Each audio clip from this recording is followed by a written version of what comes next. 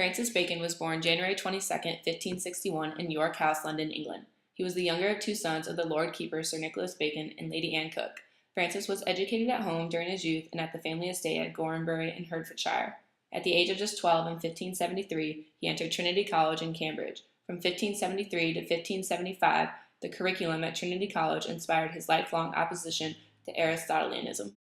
In 1576, he began reading law at Gray's Inn in London. He was interrupted a year later with an offer to take a position in the diplomatic service in France as an assistant to the ambassador. While still in France in 1579, his father died abruptly, leaving him with little money and virtually no support. After his father's death, he had no position, no land, no income, and no immediate prospects, so he returned to England and resumed his study of law. In 1582, Francis Bacon completed his law degree, and in 1588, he was named lecturer in legal studies at Gray's Inn. During those years, he was also elected as a member of Melcombe in Yorkshire. He remained in Parliament as a representative for the next 6 years. Throughout his political career, his efforts were not crowned with success during the era of Queen Elizabeth, but under James I, he rose to the highest political office, Lord Chancellor.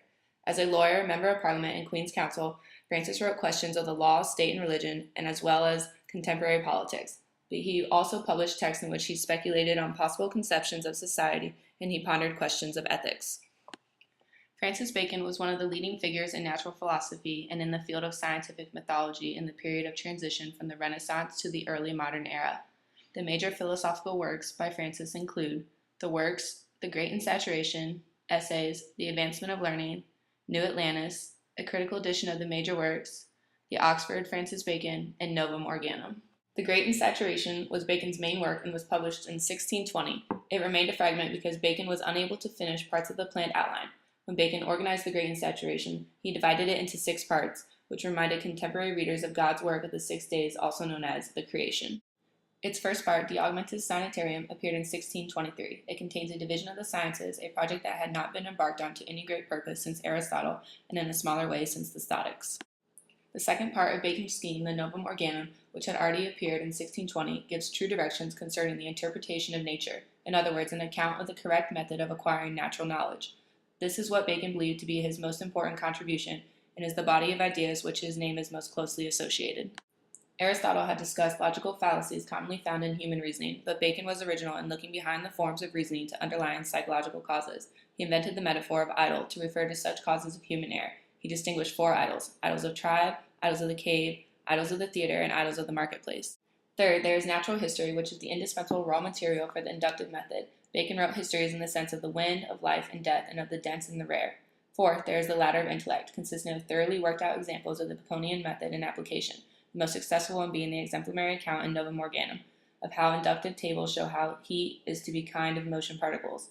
Fifth, there are the forerunners, or pieces of scientific knowledge arrived at by pre-Baconian common sense methods.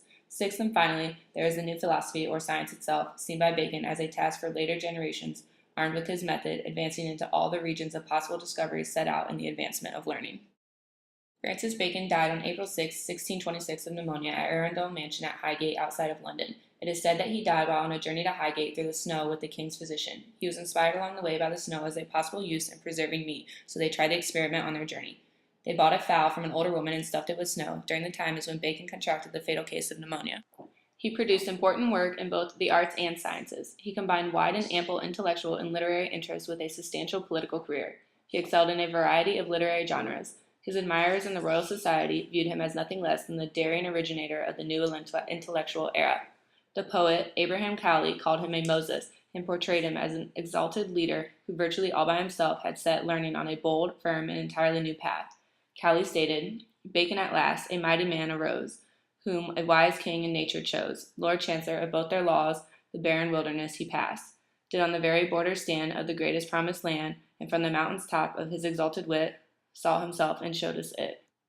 Today, Bacon is best known among philosophers as the symbol of the idea, widely held to be mistaken, that science is inductive. Although there is more to his thought than that, it is indeed central, but even if it is wrong, it is as well to have it so boldly and magnificently presented. While no historian of science or philosophy doubts his immense importance, both the empirical method and as an advocate of sweeping intellectual reform, opinion varies widely as to the actual social value and moral significance of the ideas. Those who, for the most part, share Bacon's views that nature exists mainly for human use and benefit applaud him as a great social visionary. On the other hand, those who view nature as an entity in its own right to perceive him as a kind of arch-villain, the evil originator of the ideas of science as the instrument of global imperialism and the technological conquest.